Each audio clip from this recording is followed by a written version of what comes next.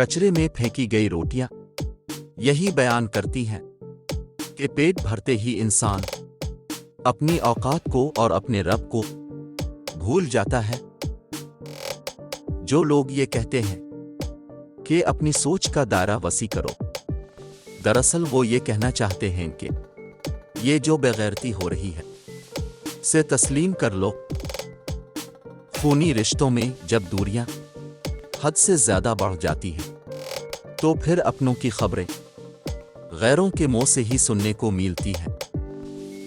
लोग हमारा एतबार ज्यादातर उस वक्त ही तोड़ते हैं जब हम उनकी वफादारी की मिसालें दे रहे होते हैं।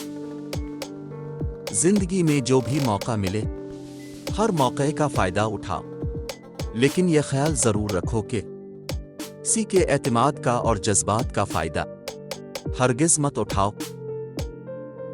अपने आंसुओं को इतना महंगा कर दो कि कोई उन्हें खरीदने की कोशिश न करे, और अपनी मुस्कुराहट को इतना सस्ता कर दो कि हर कोई इसको पाने की चाहत करे।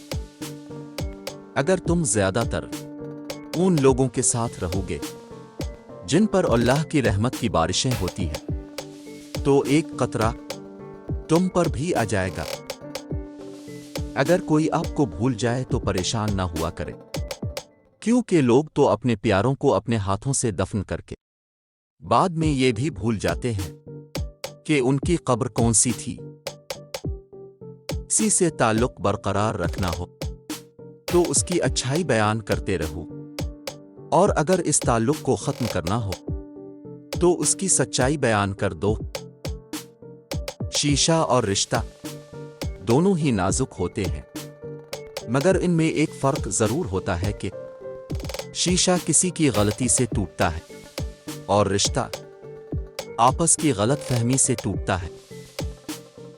जो ज्यादती ये सोच कर की जाती है कि कोई मेरा क्या बिगाड़ लेगा, तो फिर ऐसे मामलात रब के दरबार में बहुत जल्दी पहुंच जाते हैं।